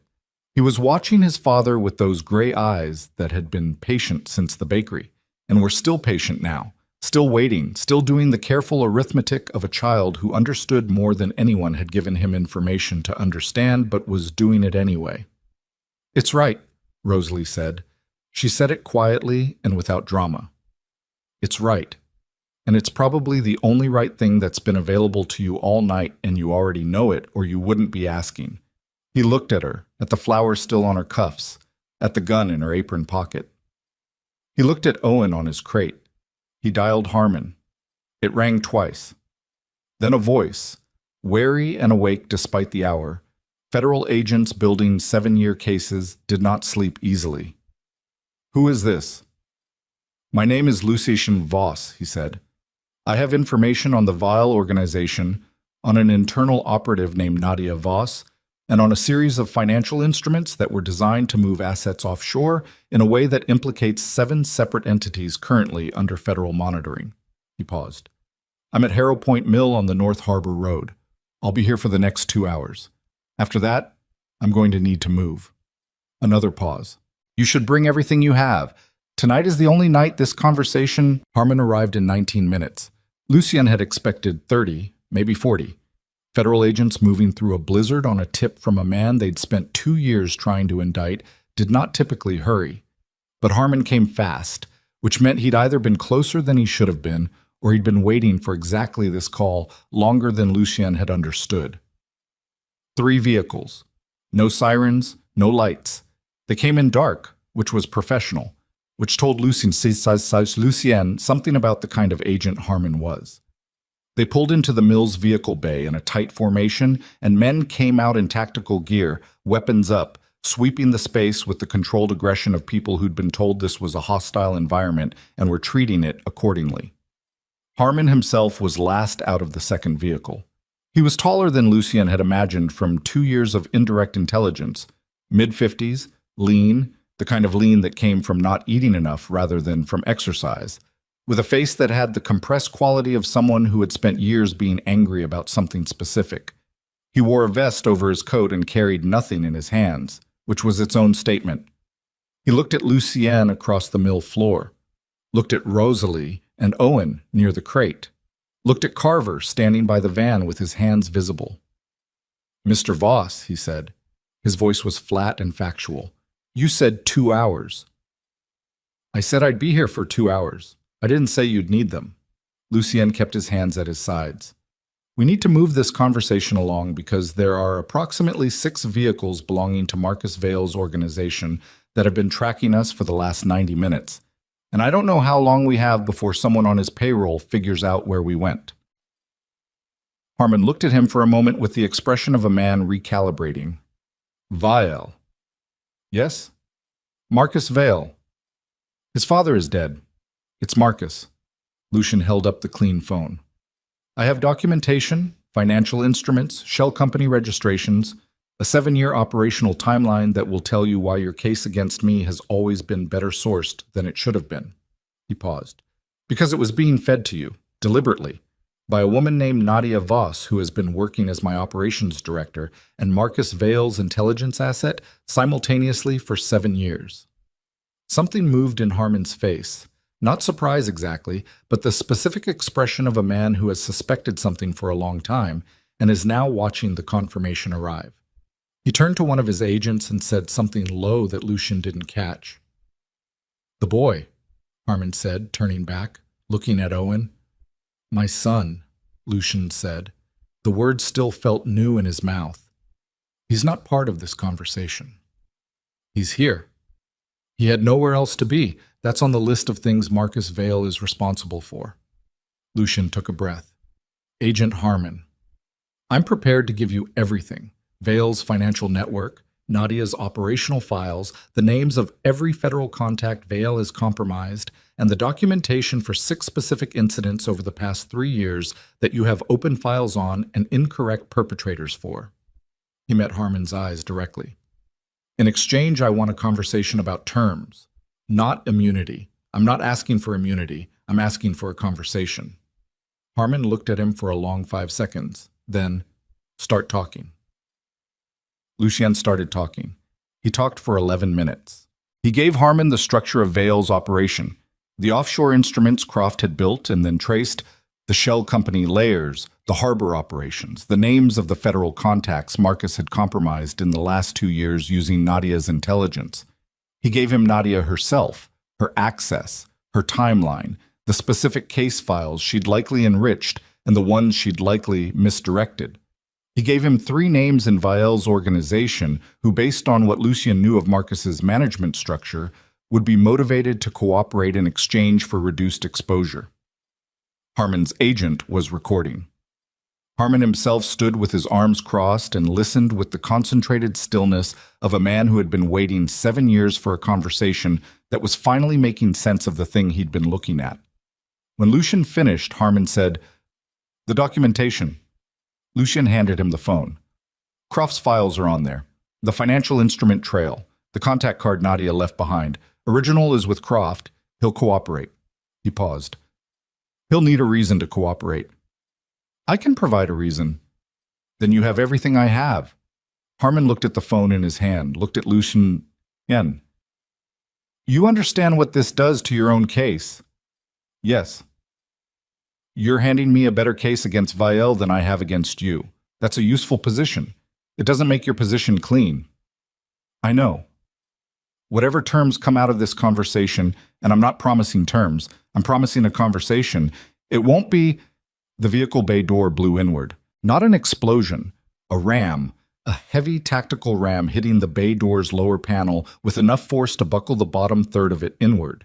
And before the sound of the impact had finished echoing through the mill's interior, the windows on the east side of the ground floor went simultaneously, glass coming in with a cold rush of night air and snow and the dark shapes of men coming through on ropes, moving fast, the way people move when they've planned an entry and executed it enough times to have the body memory for it.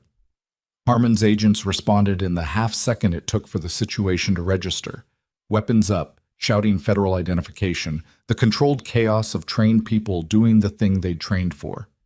Lucien was already moving, not toward the agents, toward Owen.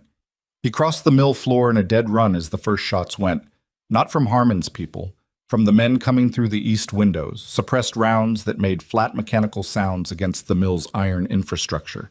He reached Owen and hit the ground with him, getting his body between the boy and the east wall, and above them a catwalk rang as a round caught it and sent a shower of rust and paint flakes down. "Mom." Owen's voice. Not screaming, just the word, directed, urgent. Lucien looked up. Rosalie was behind a grain silo housing 20 feet to their left. She'd moved when he had, maybe a half-second before, and she was down with her back to the silo housing and the cig in her hand, and she was looking at him. Both of them doing the same calculation simultaneously. "The tunnels," she said. He shook his head. "They'll have the outside covered, the maintenance shafts, inside the mill. They run between the silo housings. I saw them when we came in."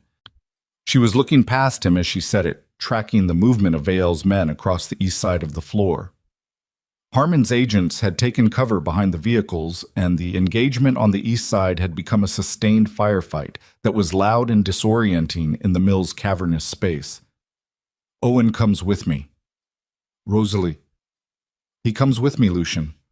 Her voice was absolutely flat and completely certain. "You do what you need to do out here. Owen comes with me." Her eyes came to his for 1 second, no longer. "Trust me." He looked at Owen. Owen was pressed against him, both of them low against the concrete floor, and the boy's face was pale, but his breathing was controlled, breathing through his nose, slow counts, the way Rosalie must have taught him, the way you taught a child to manage something you hoped they'd never need to manage. "Go with your mother," Lucien said. Owen moved.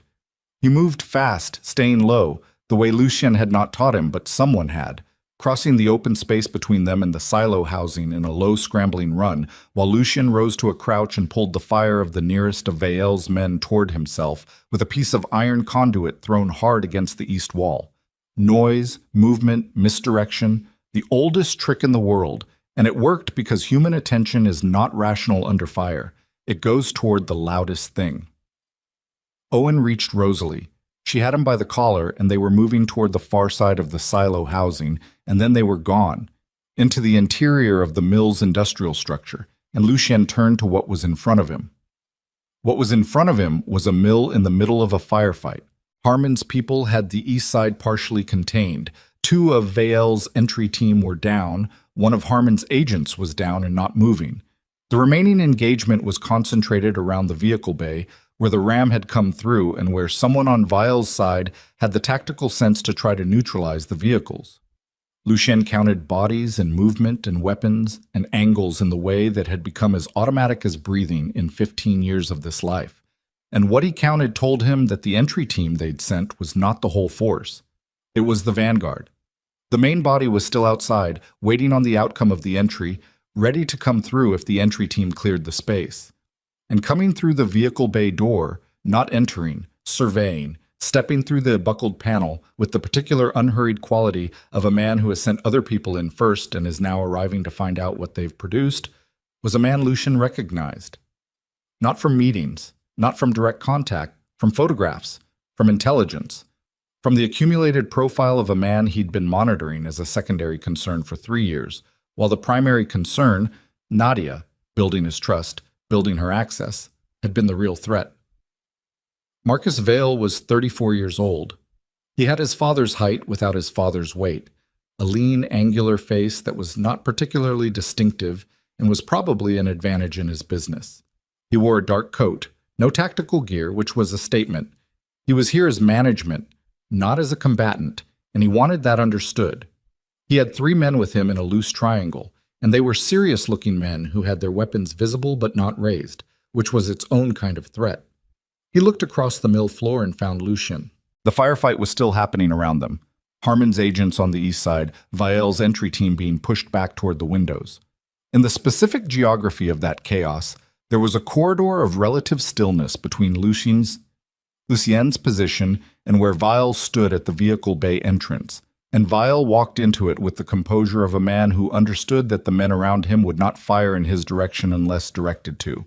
He stopped 10 feet from Lucien. "You called Harmon," Vael said. Not angry, assessing. "Yes." "Faster than I expected." "You underestimated how much I had to give him." Vael considered that. Around them, the firefight had localized. Harmon's people were professional, and they were winning the ground war because they had the numbers and the training, and Vael's entry team had been sized for a quick entry against an undefended target rather than a sustained engagement against federal tactical agents. 2 more of Vael's men were down. The entry team was pulling back toward the windows. "The deal is still on the table," Vael said. "Nadia told me." "She's very good at conveying things precisely." He said it without inflection, no particular pride or warmth in it, the tone of a man describing a functional asset. "The deal is the same. You walk. The woman and the boy walk. You give me the harbor operations and the federal network, and you become someone else somewhere else." "The federal network you already have," Lucien said. "Nadia's been feeding it to you for 7 years." "Not all of it. There are compartments she couldn't access. You kept some things separate. Smart." Vael's eyes moved briefly around the mill interior before returning to Lucien. "I want the whole thing, clean." "And Harmon already has more than he needs to close his case. He doesn't need your cooperation, and you know it. You're not valuable to him as a witness, Voss. You're valuable to him as a defendant with good documentation." Vael tilted his head slightly. "I'm the better deal. I'm offering you a life." Lucien looked at him. At the composed certainty in his face, the confidence of a man who had been playing this particular game for 7 years and had, from his perspective, been winning it. "Where's Nadia?" Lucien said. "Nearby." "Call her in." Vael looked at him with mild curiosity. "Why?" "Because I want her in the room for whatever happens next." A pause. Then Vale made a small gesture to one of his three men who spoke into an earpiece. 30 seconds later, Nadia Vos came through the vehicle bay door. She looked exactly the same as she always looked, put together, precise, the kind of woman who appeared unruffled in situations that were definitionally ruffling because she had decided long ago that composure was the most powerful thing she owned. She was in a coat that still had snowflakes on the shoulders. She looked at Lucien, and what moved in her face was complex enough that he couldn't reduce it to a single thing. "Lucien," she said. 7 years, he said. "I want to understand one thing. Not the why. I understand the why. The how." He kept his voice level. "There were 3 moments in the last 7 years where I almost trusted you with something that would have let you end this faster. The Callaway asset, the Morse Safehouse network, the Harmon intercept. You held back on all 3. He looked at her steadily. "Why?" She met his gaze. "Because ending it faster wasn't the goal. Building something that would hold was the goal. Marcus needed infrastructure, not just information. I was building him something that would function after you were gone." A pause. "And because you were—" She stopped. "Say it." "Because you were worth the longer game," she said quietly. "You built something real, Lucien. It deserved to be taken over properly, not picked apart." The compliment was so intertwined with the betrayal that he couldn't separate them. He'd known that would be the case. He'd wanted to hear it anyway. "Okay," he said. He reached into his coat pocket. Both of Vael's flanking men raised their weapons. Lucien moved slowly, deliberately, and drew out not a weapon but the second phone, the one he'd had on him since they left the bakery, the personal phone, the one that had died on Callaway Street and that Carver had put on a portable charger in the van while they were at the mill. He held it up, screen facing Vael. Vael looked at it. His composure held, but something behind it shifted. An adjustment, a recalculation. "That's been recording," Vael said. "Since before your team came through the door," Lucien said. "Audio and GPS. Uploading to a server that Nadia doesn't have the address for and has never had the address for because I built it before she came to work for me." He looked at the phone and then at Vael. "Everything you just said. Everything she just said. The confirmation of her access and your direction of her over a 7-year period. The explicit statement about federal network acquisition." He paused. "Harmon." He said it to the room. Harmon stepped out from behind the second vehicle. He had his own recorder in his hand and the expression of a man who had just watched something he'd been building toward for a very long time arrive precisely. Vael looked at Harmon, looked at Lucien. And in that look, in the specific quality of the recalculation happening in real time behind his composed face, Lucien saw the thing that Marcus Vail's father had probably seen in him and had perhaps worried about, that the composure was not depth, it was surface. And under the surface, when the surface was breached, what was there was not the cold stone of genuine capability, but something younger and more brittle than it had appeared. "You won't," Viles started. And that was when the east wall of the mill came apart. Not the windows, not entry points. The wall itself, a section of old brick approximately 15 feet wide and 12 feet high that had been, unbeknownst to anyone currently in the building, structurally compromised by the vibration of the sustained firefight against infrastructure that had been standing for 100 years and had not been structurally inspected in 20. The brick came down in a roar that swallowed every other sound in the mill, stone and dust and the shriek of iron supports losing their anchor, a section of catwalk tearing free above and swinging in a long descending arc across the east side of the space. Everyone moved. It was not tactical. It was the animal response to a very large thing falling. Vail's 3 men scattered toward the vehicle bay. Nadia went down, not hit, just floored by the concussive wave of displaced air and dust. Harmon's agents had been behind the vehicles, and the vehicles were still standing. Lucien hit the ground on instinct and covered his head, and the dust came over him like a wave, thick and choking, flour dust from 20 years of grain residue in the walls and floor, rising in a cloud that turned the amber emergency lighting into something diffuse and blinding and white. He was on his feet in 3 seconds. The mill was a different space now. The east wall a pile of rubble that extended 10 feet into the interior. The catwalk above it hanging from one end like a broken arm.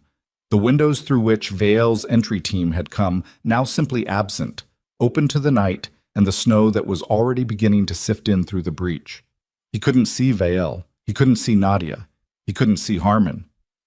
What he could see, through the flower-white air, was the interior of the mill's silo housing, the section that Rosalie had moved Owen into, and coming from somewhere in that structure, from one of the maintenance shafts she'd identified, a sound that resolved itself as he listened from the ambient chaos of the collapsed wall into something specific.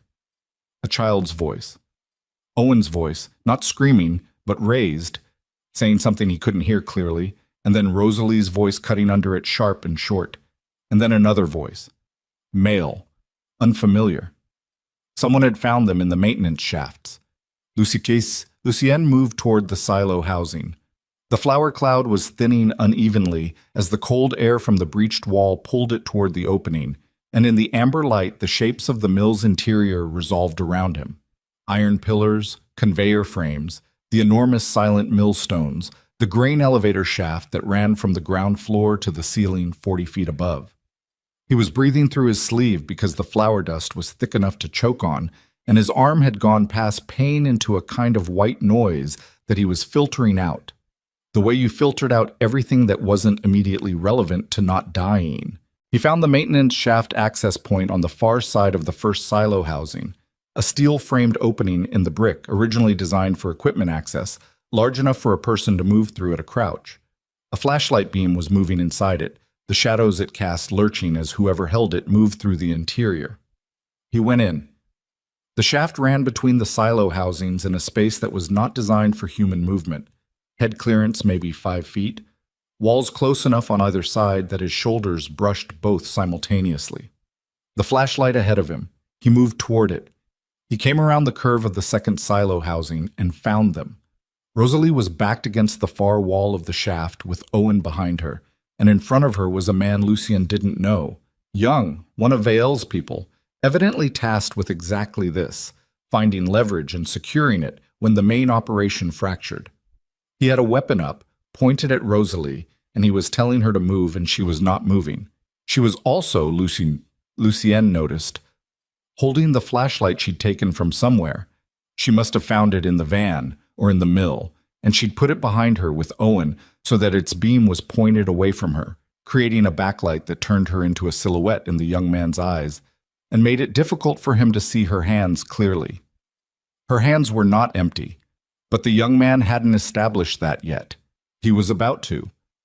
Lucien came through the access curve and the young man heard him and half turned and Rosalie moved. She moved the way the woman who'd spent 9 years learning how to be ready for this moved. Not hesitating, not second-guessing, bringing the cig up from where she'd been holding it against her outer thigh at the angle the backlight had concealed. And she didn't fire because Owen was behind her and the physics of the shaft were unforgiving. But she had the weapon on him before he'd completed his turn toward Lucien, and the calculus of the room changed completely in that half-second. The young man looked at the gun, looked at Lucien coming through from the other direction. Did the math. Down, Lucien said. Hands where I can see them. The young man went down. He was smart enough for that, at least. Owen stepped around his mother and looked at the man on the floor of the maintenance shaft with the measured expression of a child who had been processing extraordinary things all night and had arrived at some equilibrium with it. Is it over? Owen said. Lucien looked at Rosalie. The flower dust was in her hair, turning it pale, and she had a cut along her jaw from something, a bracket maybe, moving through the shaft in the dark. And she was breathing hard, the first time all night he'd seen her breathing hard. As if now that Owen was accounted for, the body was allowing itself to register what it had been through. Not yet, Lucien said. He could hear it from inside the shaft, sound traveling through the brick and iron of the mill's structure, muffled but distinct. Shouting, the sound of Harmon's agents moving, and underneath it, somewhere toward the vehicle bay, a voice giving orders. Vael, still upright, still in the mill. And in Lucien's coat pocket, the personal phone, still recording, still uploading, screen cracked now from when he'd hit the floor, But the indicator light's still green, still transmitting, because he'd built the server before Nadia came to work for him, and had never told anyone about it, and it was the one thing in his entire operation that was genuinely clean. He looked at the man on the floor of the shaft. "You're going to stay here," Lucian said. "You're going to keep your hands where they are, and you're going to wait. Agents are going to find you, and when they do, you're going to tell them exactly where you came from and who sent you, because the alternative is that I come back in here and the conversation is different." He crouched down to the man's eye line. "Do you understand?" The man nodded. Lucien stood, looked at Rosalie. "There's a way out through the north housing, runs to the dockside exterior. Get Owen there and wait. Don't go outside until you see federal vehicles on the dock road." "And you?" she said. "I have to go back in." "Lucien, Vial is still in there," he said it simply. "And I have something he needs." She looked at him for a moment that held everything. 12 years and one night, and a flour-dusted maintenance shaft, and a man on the floor, and a boy with gray eyes standing between them. "Don't get killed," she said. It was the most honest thing either of them had said all night, stripped of everything except what it actually was. He went back through the shaft. The mill was a different geography now. The breach in the east wall had changed the air pressure and the light quality, and the flour cloud had thinned enough that visibility was 15, 20 feet. Harmon's agents were visible on the far side, moving in coordinated pairs through the rubble of the collapsed section. 3 of them. The others, he counted, were at the vehicle bay, which meant the entry team had been fully contained. Vale was at the base of the grain elevator shaft. He'd found it the way a man finds things in a crisis, by moving toward the center of the structure, toward the tallest point, which was the elevator shaft that ran to the catwalk level and gave a view of the whole floor. He had one of his flanking men still with him. The other 2 were gone, down, or fled through the breach. Nadia was with him. She was standing slightly behind him, and she was looking not at Vale, but at the mill floor, scanning, and when her eyes found Lucien moving through the clearing dust, they stopped. Something passed through her expression, relief, he thought, which was complicated. He filed it. Vale saw him at the same moment. "Mr. Voss," Vale said. Composure reassembled, the surface restored. He was very good at the surface. The wall was unfortunate. "The wall was a 100-year-old building that you put 6 men with automatic weapons into," Lucien said. He kept moving as he talked, closing the distance between them in a slow, steady diagonal that he calculated as he walked. "The wall did what walls do. The recording on your phone. Already uploaded." Vale's jaw tightened slightly. "To Harmon. To a server. Harmon gets it when I choose to give it to him." Lucien stopped. He was 8 feet from Vale now. The flanking man still had his weapon up, and it was pointed at Lucien, and Lucien was paying attention to that weapon the way you paid attention to a thing that could end the night immediately and badly. "But here's what I'm going to do," Lucien said. "I'm going to walk you out of this building, you and Nadia. I'm going to walk you to Harmon, and you're going to talk to him. And in that conversation, you're going to tell him everything. Not what I've already given him, the rest of it, the parts I don't know, the 7 years of it. And in exchange, I'm going to give him the recording and tell him it constitutes a voluntary confession made in the presence of a federal witness." Vale stared at him. "Why?" "Because the alternative is I let Harmon take you in without the recording and without your cooperation, and the case takes 3 years and costs your lawyers everything you've built and ends in the same place, but with less of everything for everyone." Lucien met his eyes. "I'm not offering you mercy. I'm offering you efficiency." "And yourself?" "I already made my deal," Lucien said, "or the beginning of one." Vial looked at him for a long time, at the cracked phone in Lucien's hand, at the flour dust on both of them, at the mill around them, the rubble, and the open sky where the east wall had been, the snow coming in, the amber emergency lights. "Nadia," Vale said, without looking at her. "Take it," she said. Her voice was quiet and without hesitation. Vale looked back at Lucien. Something shifted in his face. Not defeat exactly. The recognition of a board position that had run out of moves. "The flanking man," Lucien said. Vale nodded. The man lowered his weapon. Harmon appeared at the edge of Lucien's peripheral vision. He'd been moving in, patient, professional, closing the distance while Lucian held the conversation, which was either good tactical sense or the instinct of a man who'd been doing this long enough to know when to let something play out. "Agent Harmon," Lucian said without turning. "Mr. Vale has something to tell you." He finally turned to look at Harmon directly. "And I have a recording to transfer." Harmon looked at Vile, at Nadia, at Lucienne. "Start with the recording," Harmon said. Lucienne held up the phone. The screen was cracked from corner to corner, a spiderweb fracture across the glass, but the indicator light was still green, still transmitting, the server still receiving everything it had captured in the last 40 minutes of a mill filling with flour dust, and the transfer took 40 seconds. Lucienne held the cracked phone out, and Harmon's agent ran a cable to a federal device, and the recording moved from the server, the one Lucian had built before Nadia, before the 7 years, in a period when he'd still believed that the most important thing a man in his position could build was an exit to federal custody. And when the transfer completed, the indicator light on the phone went from green to dark, and something in Lucienne went with it. Not relief. He hadn't expected relief. More like the feeling of a door closing on a room he'd lived in for 15 years. The sound it made on the way shut. Harmon's agents took Vale without drama. The man who had spent 7 years building toward this night went with them in handcuffs that he looked at with the expression of someone examining an unfamiliar object. Not humiliated, not broken, just adjusting to a new variable. His composure held until they walked him through the breach in the east wall, and the snow hit him. And then something in his face changed, briefly, some private weather moving across it that Lucian caught from 10 feet away, and recognized because he'd felt it himself in the van. In the moment he'd understood that the Empire was already finished, the knowledge that there was no version of tomorrow that looked like yesterday. Nadia went separately. 2 agents, one on each side, and she walked between them without resistance, without performing anything. She looked at Lucienne once, on the way past. He held her gaze.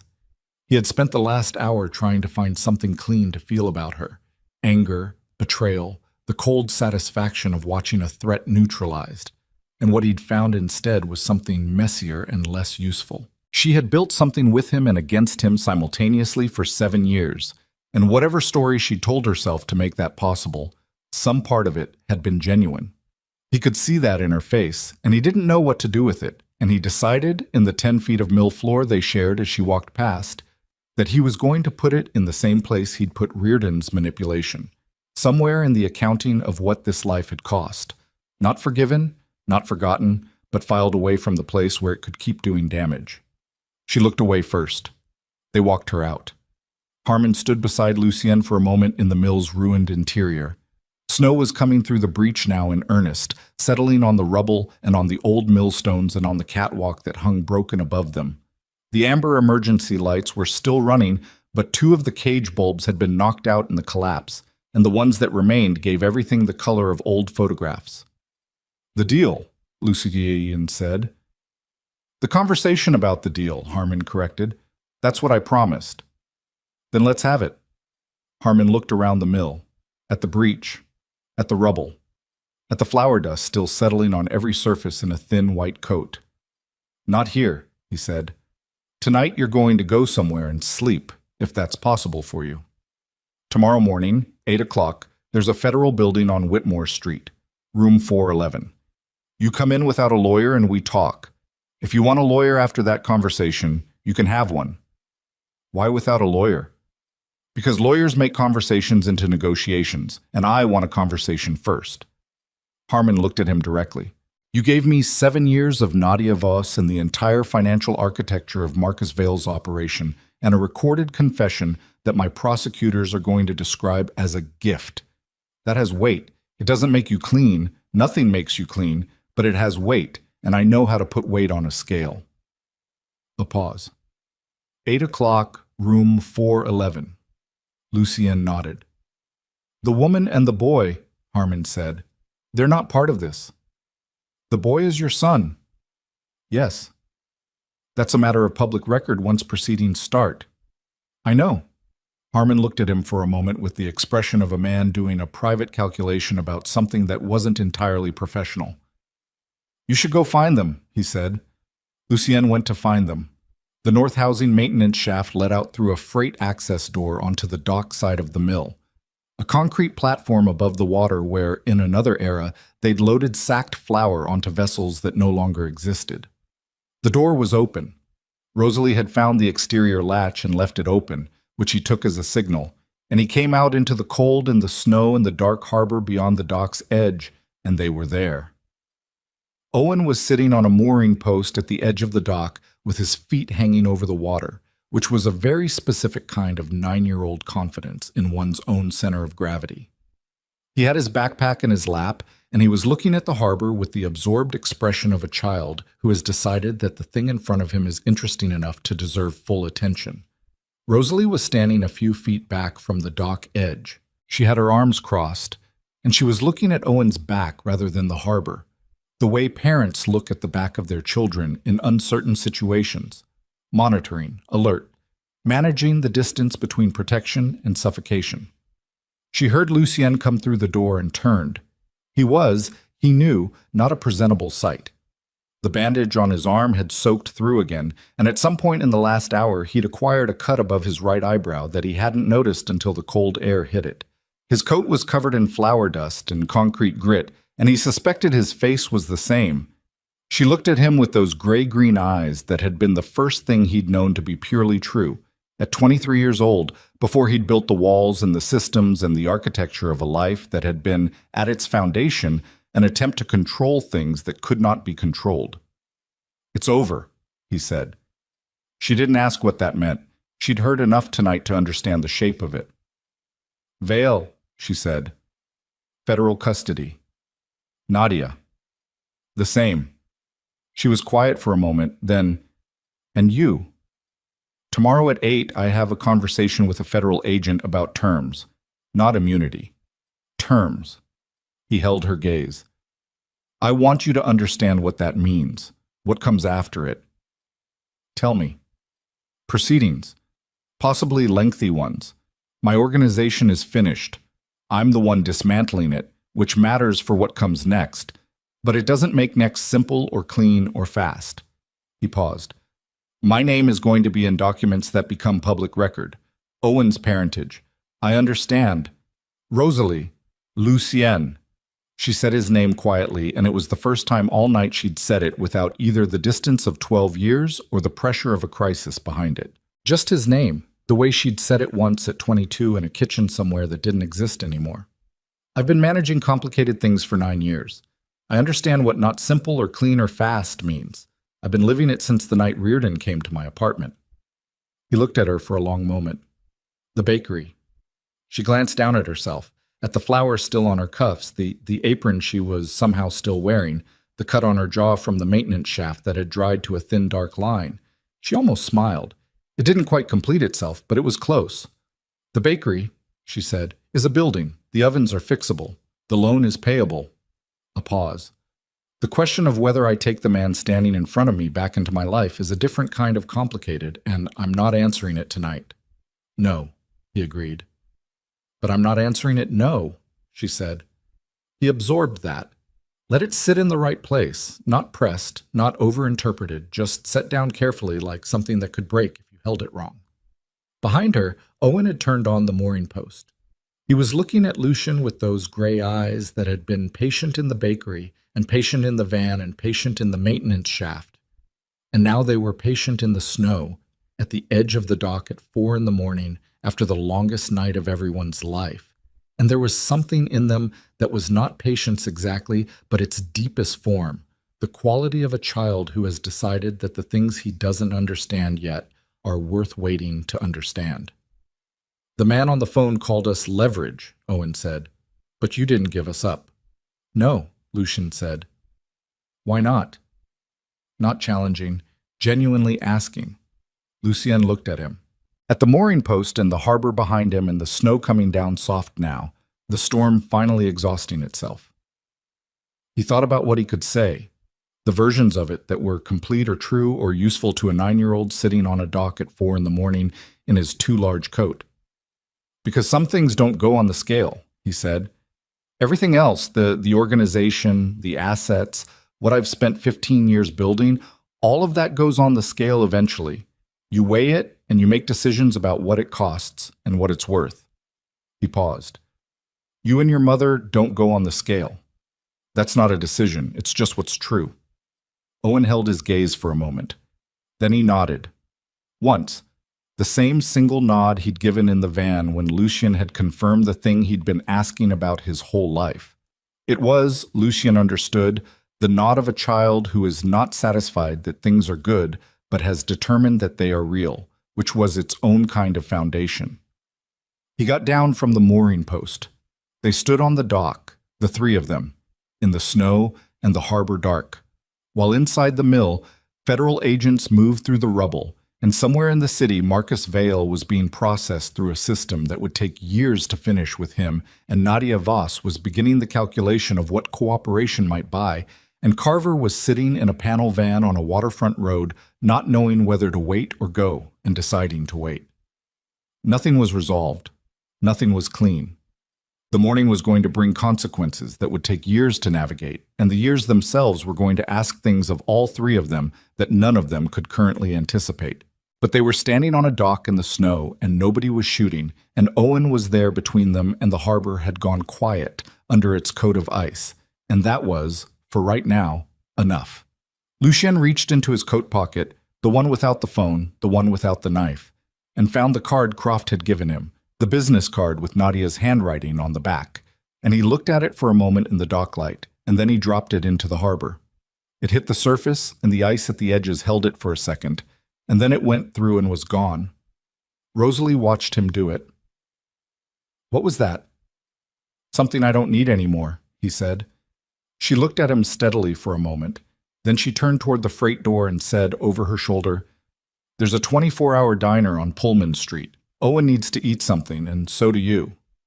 A pause at the door. Carver knows where it is. I'll tell him we're coming. She went inside. Owen followed her, and at the door he stopped and looked back at Lucien on the dock. Are you coming? He said. Yes, Lucien said. He looked at the harbor one more time. The dark water. The snow coming down on the ice. The lights of the city reflected in it, soft and diffused, nothing sharp about any of it in the snow. He went inside. 4 months later, the bakery on Delancey Street reopened. The fire had taken the interior and part of the structural wall on the east side, the same east wall that always seemed to bear the damage, Rosalie had thought, during the month of construction when she'd had to fight the contractor about the load-bearing replacement and had won by being more specific about the specifications than he'd expected her to be. She'd overseen every stage of the rebuild from a temporary apartment 3 blocks away, making decisions about ovens and countertops and the placement of the new display case with the same precision she brought to bread, knowing that the details mattered, that the whole thing held or failed on the small things. The chalkboard menu went back up first. She'd saved it, carried it out the night of the fire in the first minutes after the call, before the bakery was fully gone, which was either impractical or exactly the right priority depending on how you thought about what things meant. Owen repainted the lettering on the window. He did it over a Saturday morning, perched on a step stool with a small brush and a pot of the same dark green paint that had been there before, copying the original lettering from a photograph on Rosalie's phone with the concentrated seriousness he brought to anything he'd decided was worth doing correctly. When he was done, he climbed down and looked at it. It's not exactly the same, he said. No, Rosalie agreed. It's yours. He looked at it a while longer. Then he went inside to help unpack the new flour sacks. Lucien had been at the bakery most mornings since February. Not every morning. There were mornings when the proceedings demanded his presence at Whitmore Street or at meetings with the federal attorneys who were constructing the case against Vale's organization, using the recordings and Nadia's eventual cooperation and the financial documentation that Croft had provided with the careful thoroughness of a man honoring a debt. Those mornings he came later, or not at all, and the absence was noted without comment because they had all agreed, without discussing it, that the way this worked was without pressure, that whatever was being built between the three of them was going to be built slowly and honestly, and without anyone pretending the past was something other than what it was. But on the mornings he was there, he arrived before 5. He had, in his previous life, not slept much past 4 regardless, And the discipline of early rising, the only discipline from that life that translated intact into this one, meant he was pulling on the bakery apron in the kitchen while Rosalie was still doing the first proof of the sourdough, the quiet industrial rhythm of the early hours that she had built her life inside of. He was not a natural baker. He burned things in the first weeks with a regularity that Rosalie found either endearing or professionally aggravating, depending on the morning, and his instinct was to manage the oven rather than to let it work, which was the wrong instinct for bread and one he was slowly, imperfectly learning to correct. She told him this without softening it, that he needed to trust the process, that the control he'd spent 15 years exercising was the enemy of fermentation, that bread didn't respond to force. He thought about that some mornings, the precision of it. He repaired things instead. In the early weeks, the oven door's faulty seal, the walk-in refrigerator's thermostat, the back steps that had been uneven since before the fire. He did it methodically and without being asked, which was the same discipline applied to a different domain, and Rosalie let him do it because the steps had been uneven for 3 years, and she was tired of compensating for them. The federal proceedings moved at the speed. Federal proceedings moved, which was glacial, thorough, and periodically maddening to everyone involved. Harmon ran his case with the same compressed patience Lucien had read in his face at their first meeting, and what he built from the materials Lucien had given him was substantial. Marcus Vale's organization was dismantled systematically, asset by asset, over a period of months, and the financial instruments Croft had constructed were unraveled with a specificity that impressed even the attorneys who'd thought they'd seen everything. Nadia cooperated fully. Whatever calculation she'd made in the mill about what cooperation was worth, she'd committed to it entirely and without apparent reservation, and what she gave Harmon in those sessions, 11 days of recorded debriefing, according to what Harmon told Lucien at Whitmore Street, was everything. The 7 years of it, every asset, every contact, every decision point. She gave it with the same precision she'd given everything in her professional life. And if there was something personal underneath the precision, something that had to do with the man she'd spent 7 years building and betraying simultaneously, it didn't appear in the public record. Lucien's own terms were, as Harmon had promised, a conversation made complex by weight, not clean. Nothing clean was on offer, and he'd known it going in, but structured, negotiated over 6 weeks with attorneys on both sides, landing eventually in a place that accounted for what he'd given and what he was surrendering and what the public record needed to say. The organization was formally dissolved. Assets were cataloged, and most were forfeited. What remained was modest, enough for a life that didn't look like the one he'd left, which was, he understood, the point. He was not imprisoned. That was the term that mattered most, and the one he thought about least, not because it wasn't significant, but because what it enabled, being present, being in the bakery at 4:50 in the morning learning to not burn bread, was specific enough that the abstract alternative didn't require much contemplation. Owen knew, by spring, most of it. Not from a single conversation. There was no single conversation, because the truth of it was too large for that, and too complicated, and Owen was 9, nearly 10, and the version that was appropriate for 10 was different from the version that would be appropriate for 15, and Rosalie had decided, and Lucien had agreed, that the truth would come in the form of answers to questions asked rather than information delivered. Owen would ask, and they would answer, plainly, without softening, without performing either shame or pride about it. He asked good questions. He asked them at unexpected moments, the way children ask the things they've been thinking about, in the van or at breakfast, or once, memorably, while they were both fixing the back steps, Owen handing Lucien tools from a box with the solemn efficiency of a surgical assistant. "Did you know you were doing bad things?" he asked, at the steps, handing Lucien a level. Lucien took the level and set it against the top riser and read it before he answered. "Yes," he said. "Did you stop because of us, or because of Harmon?" He thought about it. "Both," he said. "Harmon had what he needed, regardless of me. The choice I made was about what kind of thing I wanted to be on the other side of this." He looked at the level, off by 2 degrees. He adjusted. "You and your mother were the reason that choice was available to me. Harmon was the mechanism." Owen was quiet for a moment, holding the next tool without offering it. "Are you a good person now?" he said. Lucian looked at the step, at the level, at his own hands on it, the scar on his forearm from the night in the bakery, pale now, almost flush with the skin. "I'm trying to be a better one," he said. "That's probably the most accurate answer." Owen considered this. "Mom says that's the only kind of good person there is, someone trying." Lucian looked at him. "Your mother is usually right." "I know," Owen said with the weary confidence of someone who has 9 years of data on this point. He handed Lucian the next tool. The day the bakery reopened, a Saturday in April when the last of the harbor frost had finally gone, and the street outside Mercer's smelled like wet pavement and someone's window box of early bulbs, there was a line. Not a managed line, not the result of any announcement or advertisement, because Rosalie had not made any announcement and had no particular interest in managing anyone's expectations. The line existed because the neighborhood had noted the dark windows for 4 months and had been waiting, in the way neighborhoods wait for the specific thing they've decided they need back.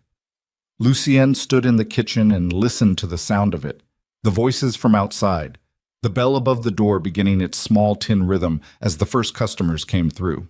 He was making coffee, badly, in a machine he still hadn't made peace with, and Rosalie was behind the counter doing what she did behind the counter, and Owen was at the small table in the corner with a book, his backpack on the chair beside him. The morning moved in the way bakery mornings moved, the rhythm of it particular and domestic and completely unlike anything in the 15 years before it, the weight of bread and the register and the ordinary human traffic of people who wanted something warm and were willing to stand in a line on a Saturday morning to get it. During a lull, Rosalie came through the kitchen door. She looked at the coffee he'd made and then at him. "You made it too strong again," she said. "I know." He handed her the cup. "It's yours."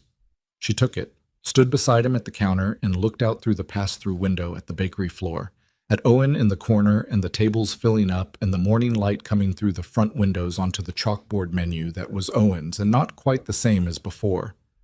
"Carver came by yesterday," she said. "I know. He brought bread." "He brought 17 loaves, Lucienne. We had to put 3 of them in the storage room."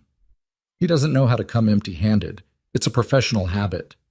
She drank the coffee, made a face at the strength of it, but kept drinking. "He asked if you had work for him." "I know." "Do you?" He looked at the bakery floor, at the ordinary Saturday morning of it, at Owen turning a page without looking up. "There's a community housing organization on the east side that needs a facilities manager," he said. "Someone who knows how to move things and handle logistics without asking too many questions. I told them I knew someone." She looked at him. "Carver in community housing. He's very organized." She made a sound that was almost the laugh that had never quite completed itself on the dock in the snow. This time it did. Brief and dry and genuine. The sound of a woman who had been surviving something for so long that the moment of not surviving it and just existing in it had caught her off guard. He stood beside her and they looked at the bakery together. "The table by the window," she said. "The 4th one. There's a wobble in the leg." He looked at it. Couldn't see it from here. "I'll fix it." "Before the lunch rush." "Before the lunch rush," he agreed. She handed him back the coffee cup, empty, and went back through to the counter, and he heard her greeting someone, a regular by the sound of the exchange, and then the bell above the door again, and more voices. He set the cup in the sink and dried his hands on the apron and went out to look at the 4th table. It wobbled on a hairline crack in the left rear leg, the kind of thing that developed slowly over time and was almost invisible until the moment it wasn't. He crouched down and looked at it, the crack, the way the weight distributed, what it would take to stabilize it without replacing the whole leg. Owen appeared beside him, crouching in the same position, examining the crack with the same attention. "You need a reinforcing bracket," Owen said, "on the inside of the joint." Lucienne looked at him. "When did you learn that?" "I looked it up," Owen said. He said it the way he said everything, matter-of-factly, as if the gap between not knowing something and knowing it was simply a matter of finding the right information, and there was no particular virtue in the not knowing part. "There are brackets in the storage room," Lucienne said. "Second shelf." Owen was already up and moving toward the storage room. Lucienne stayed crouched beside the table for a moment. The bakery moved around him. The bell, the voices, the smell of bread and coffee, the light from the windows moving across the floor as the morning shifted. He put his hand flat on the table's surface, feeling the slight give of it, the instability that had been there long enough to become ordinary and was now going to be fixed. Owen came back with 2 brackets and a small screwdriver and the focused expression of someone who had decided this was a project. They fixed the table together. It took 11 minutes.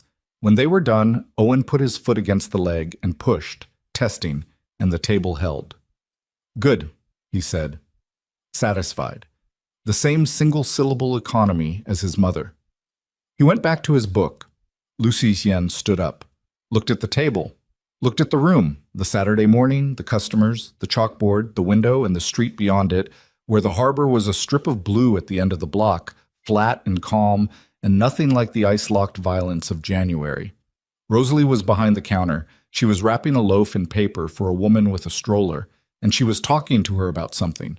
He couldn't hear the words, just the tone, the particular ease of a person in their own place with their own people doing the thing they'd built their life to do. She didn't look at him. She was busy.